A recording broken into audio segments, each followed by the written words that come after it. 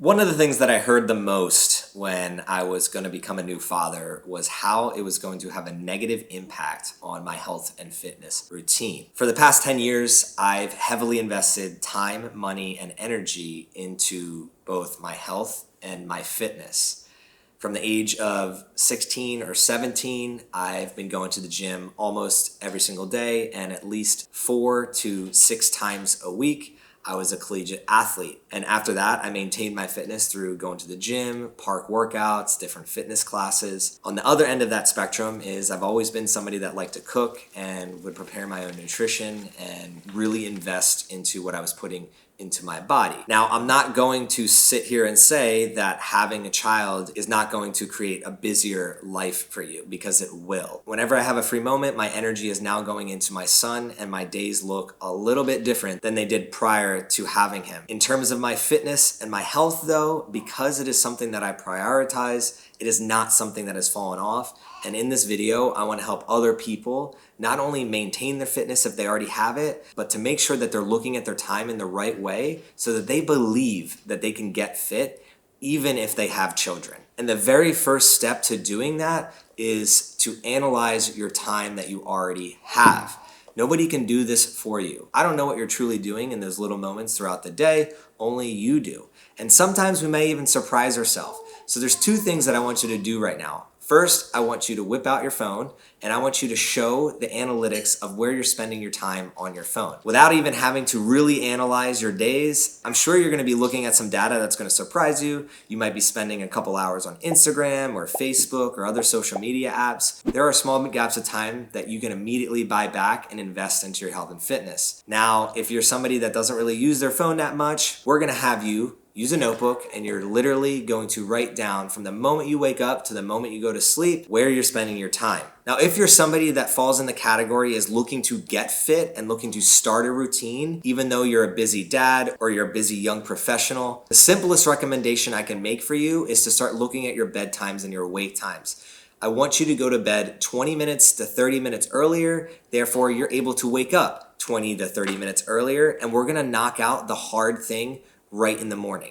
So if you're somebody that has struggled to start your fitness routine and maintain that fitness routine, we want to make sure that we are consistently doing that hard thing right away to check it off and build the habit around that. Now that my wife and I have our son, my workouts, which were typically in the morning, are now being shifted to after dinner. One of the gaps that I found that I have is that after dinner, and as he's starting to ramp down and get ready for bed, I do have a little bit of time to go into my garage and get my workout in. That is not ideal for me. And the reason I'm using the word ideal is because when we go back to the stories that other people are telling us that you're not gonna be able to get fit or you're not be able to gonna maintain your fitness as a busy individual, you have to realize that it's not always gonna be ideal. You're gonna have to do things that you don't necessarily wanna do because at the other end of the rainbow is something that you want. And for me, my health and my wellness and my mind and my body and my spirit, they matter more to me than working out at an ideal time.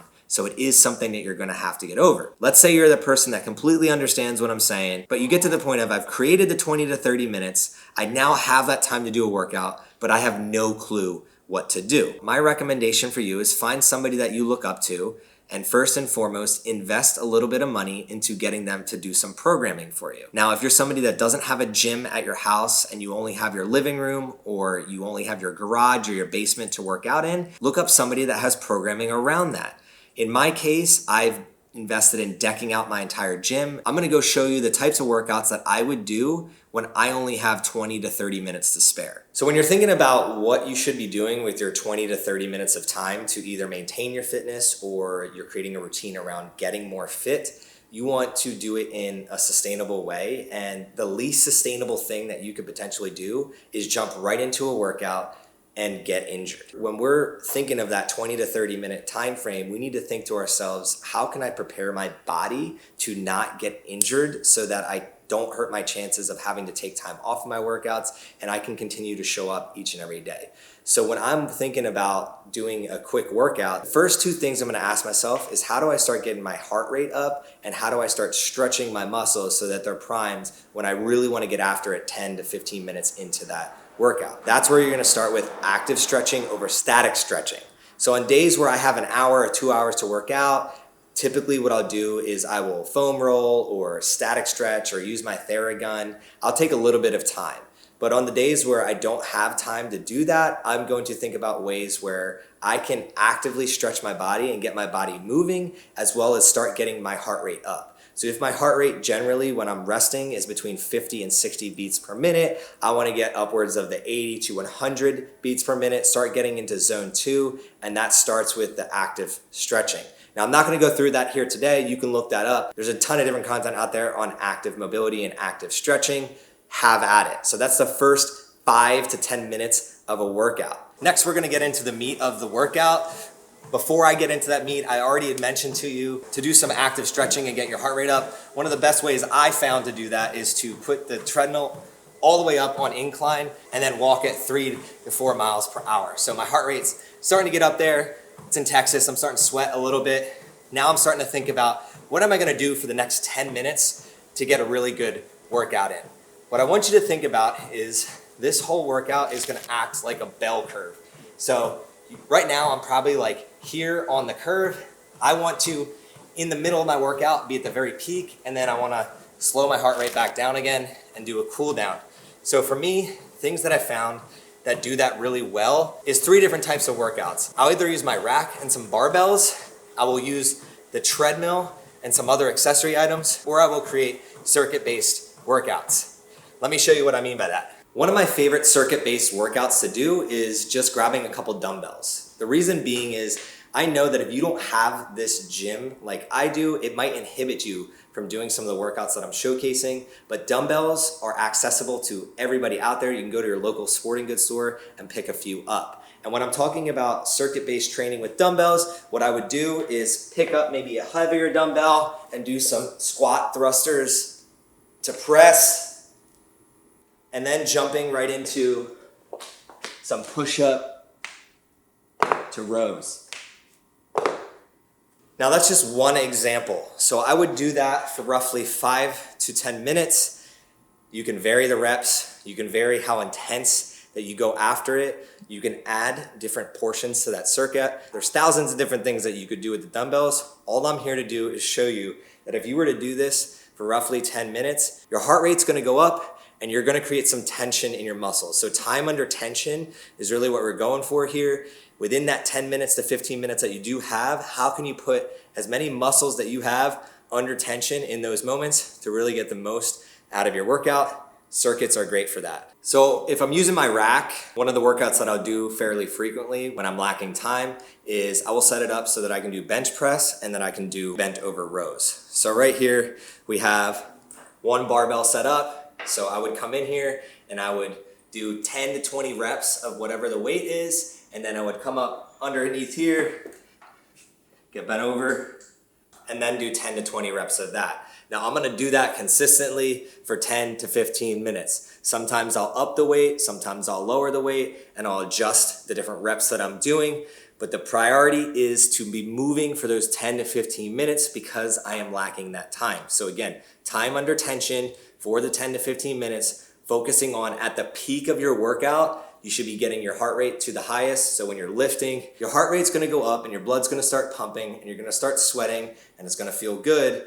You wanna hit that peak at the middle of your workout. If I have 30 minutes and I did a 10-minute warm-up, I'm then gonna wanna do a 10-minute to 15-minute section of that workout. So like 7 minutes in is when I wanna be really pushing the throttle on the bench and on bent over rows. And then as I start to come down and realize I only have like 5 minutes left of this workout, maybe I'm reducing the weight a little bit, maybe I'm reducing the amount of reps, and I'm starting to slow my heart rate back down, then we're gonna go into the cool down. But before we do that, I wanna show you some stuff that we can do on the treadmill that can also act as one of your workouts when you're running low on time. And what I want you to do is do HIIT or interval training. So what I mean by that is you're gonna do 45 seconds running on incline, and then you're gonna jump off, maybe take 15 seconds. You're then gonna grab something like a med ball, the dumbbells that I was showing you earlier, a kettlebell, and you're gonna integrate in some type of move with that for another 45 seconds. You get the gist?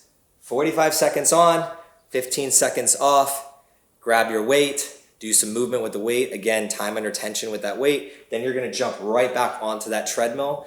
I typically will put it all the way up, so my incline goes to 10. I'm gonna run at 7 or 8 miles per hour, jump off the treadmill, grab my weight, get that time under tension, repeat 10 to 15 minutes. So when it comes to cooling down from your workout, I think this is an area that a lot of other people don't invest time into. Here's the way that I go about it. So at the end of every workout, I typically ask myself, what are some accessory movements that I can typically do?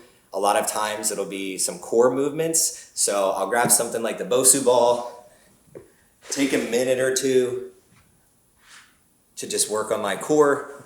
Then I will get into some static stretching. So depending on what I worked out that day or how my body's feeling, whether it's achy or not, I'm going to take on some static stretches. I recommend going on YouTube, looking up some static stretches for yourself. But some of the areas that I always like to work on, because I know these are my weak points, my glutes, my hips, my core, everything in that area. So I'll do some moves like this where I'm just like really stretching my hamstrings and my glutes, and focusing my cool down on the areas that I have weaknesses in. Only you will know that. So when it comes to your workouts and the short ones that we're going over here today, you want to focus that 5 minutes at the end of your workout to really working on those problem areas wherever they are. So this is the protocol that I use to maintain my fitness level, but I'm fully aware out there that you might not have access to everything that I showed you here today. But even if you're going to a gym, all this equipment will be there so you can do the same thing. Or if you're operating out of your living room or your basement, I highly recommend investing in a couple pieces of equipment and doing the same strategy that I used here today, but using body weight. There's a lot of results that you can get with just your body weight, and it should not be a limiting factor to you achieving your health and wellness goals. As a dad, an entrepreneur, and a husband, my time is now more valuable than ever.